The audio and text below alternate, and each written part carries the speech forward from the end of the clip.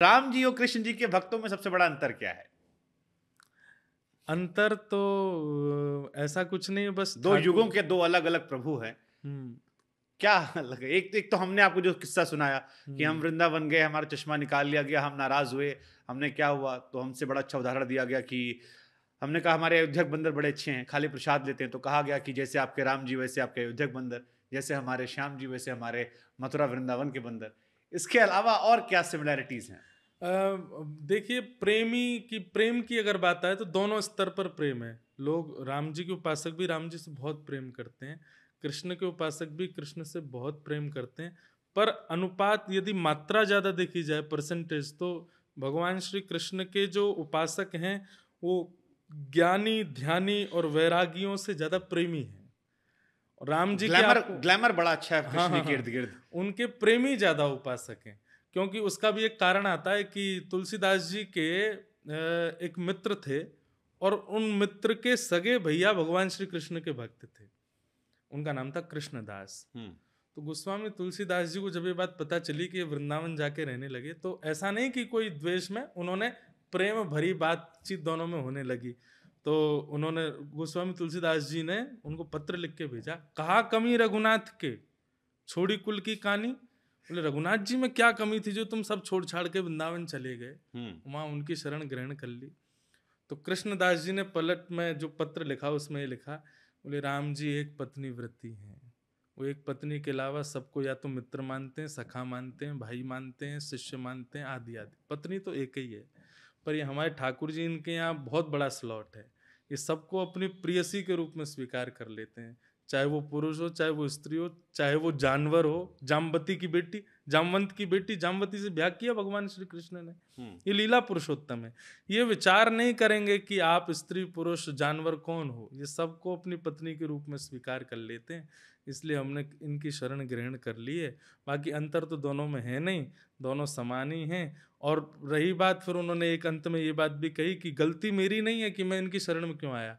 पिताजी ने मेरा बचपन में नाम ही रख दिया था कृष्णदास, तो तब से ही मैं इनका दास हो गया। तो अगर दोनों में अंतर कहें तो अंतर बोलना तो नहीं चाहिए, पर यह कह लें कि भगवान श्री कृष्ण के जो उपासक हैं उनमें प्रेमियों का स्तर थोड़ा सा ज्यादा महिलाओं की संख्या ही बहुत ज्यादा है। ज्यादा है, क्योंकि वहां तो एक ही है ना। हाँ। उनके अलावा तो सबको राम जी कहते हैं, वर्णन आता है कि वो नजर नीची करके रखते हैं। सीता जी के अलावा कोई स्त्री दिख जाए तो या तो पुत्री या फिर बहन के भाव से देखते हैं, या माँ के भाव से देखते हैं, या फिर नजर नीचे ही रखते हैं। लेकिन हमारे ठाकुर जी तो नजर, कोई नहीं देख रही हो तो जबरदस्ती और देखते हैं उसको, ताकि जेऊ मेरी रह जाए। नहीं, तो ये सवाल फिर हमारे मन में आती है। बहुत बढ़िया बात आपने कही। हम्म। जैसे भारत में भगवान के उपासक हर भगवान के हैं, लेकिन हमारे श्री कृष्ण जी जो है वो इंटरनेशनल भगवान हो गए हैं। दुनिया के हर देश में आपको श्री कृष्ण जी का मंदिर नजर आता है। जब हम लोग भी मथुरा, वृंदावन या नोएडा में जाते हैं, अलग अलग मंदिर खुले हैं, तो बड़ी संख्या में विदेशी हमें दिखाई पड़ते हैं। कोई रशिया से आया है, कोई यूक्रेन से आया है, कोई अलग अलग देशों से आया है। तो ये कृष्ण जी कैसे इंटरनेशनल हो गए, ये भी थोड़ा हमको जानना है। कुछ तो महाराज जी लोग गए बाहर, आकर्षित करते गए यहाँ से, लेकिन और क्या चीजें हैं जो कृष्ण जी को लेकर इतना आकर्षित करती हैं, पूरी दुनिया कृष्णमय हो जाती है? सबसे बड़ी बात है, उनका नाम ही कृष्ण है। कृष्ण शब्द का अर्थ होता है कर्षतीति कृष्ण, जो आकर्षण करे। अभी मैं एक जगह और पॉडकास्ट में मैं बता के आया उनको कि कृष्ण शब्द का अर्थ क्या होता है। आप नेत्रों से देखोगे तो उनके हो जाओगे। आप कहो मैं आंखों में पट्टी बांध लूं तो वो स्वर ऐसा बोल देंगे कि आप कान से सुन लोगे तो उनके हो जाओगे। आप कहोगे मैं कानों में रुई लगा लूं तो उनके तन की सुगंधी ऐसी आएगी कि आप नाक से सूंघ के उनके हो जाओगे।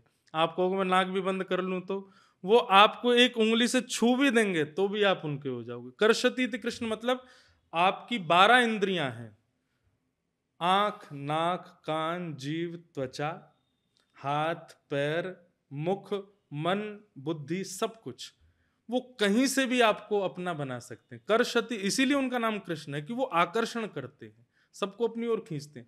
इसीलिए कृष्ण लीला में, त्रेता के बाद द्वापर में कृष्ण लीला हुई तो भगवान ने मर्यादाओं को थोड़ा किनारे रखा। कहा कि भाई द्वापर, ये जो कलयुग आने वाला है ना, यहाँ पर मर्यादा तोड़ने वाले ज्यादा आएंगे। यहाँ पे मर्यादा में रहने वाले बहुत कम लोग रहेंगे, मर्यादा तोड़ने वाले ज्यादा रहेंगे। इसलिए उनको किसी भी रूप में भक्ति के मार्ग पर लाया जाए, इसलिए ठाकुर जी ने अपनी पूरी लीला को इस प्रकार से डिजाइन किया कि बालक हो तो बालक आकर्षित हो जाए, कोई प्रेम की उपासिका हो तो वो भी आकर्षित हो जाए, कोई साधु सन्यासी हो तो वो भी आकर्षित हो जाए, कोई गृहस्थी हो तो वो भी आकर्षित हो जाए, किसी भी रूप में इस लीला से आकर्षित होकर भक्ति मार्ग का त्याग ना करे। इसलिए श्री कृष्ण इंटरनेशनल है, क्योंकि उन्होंने संपूर्ण रूप से अपनी पूरी लीला को ऐसे डिजाइन किया कि कोई भी आकर्षित होने से बचे ना।